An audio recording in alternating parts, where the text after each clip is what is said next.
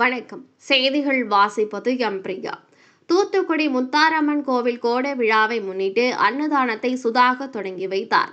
தூத்துக்குடி வடக்கு ரத வீதி முத்தாரம்மன் கோவில் கோடை விழாவை முன்னிட்டு கடந்த 5ஆம் தேதி செவ்வாய்க்கிழமை கால்நாட்டு விழாவுடன் ஆரம்பமானது.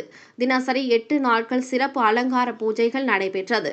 8ஆம் நாளான கோவில் கோடை விழாவை முன்னிட்டு காலை கணபதி ஹோமம், கும்ப பூஜை, பால்குடம் திருஞான சம்பந்தர் மடத்திலிருந்து புறப்பட்டு சென்றனர். தொடர்ந்து அபிஷேகம், அலங்காரம், தீபாராதனை, கஞ்சி வார்த்தல் நிகழ்ச்சி நடைபெற்றது.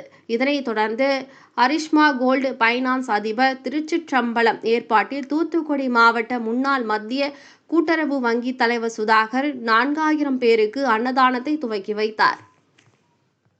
விழாவில் மாவட்ட எம்ஜிஆர் இளைஞர் அணி துணை செயலாளர் டைகர் சிவா, பிஜேபி மாவட்ட பொருளாளர் வக்கீல் சண்முகசுந்தரம், LIC கிட் மாரிமுத்து, சங்கரி, சோமநாதன், ராஜ்குமார், தொழிலதிபர் TA தேவநாயகம், பள்ளி தாளாளர் ஆறுமுகம், இந்து முன்னணி மாவட்ட செயலாளர் ராகவேந்திரா மற்றும் முக்கிய பிரமுகர்கள் கலந்து கொண்டனர்.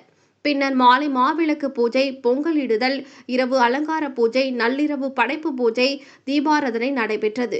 13ஆம் தேதி புதன்கிழமை காலை அம்மன் சப்ரத்தில் வீதி உலா வருதல், இரவு 10 மணிக்கு அம்மன் பச்சை சாத்தி வருதல், சிவன் கோவில் முன்பாக அம்மன் காட்சி தருதல் நடைபெறும். 14ஆம் தேதி காலை மஞ்சள் நீராட்டு, பைரவ பூஜையுடன் விழா நிறைவு பெறும்.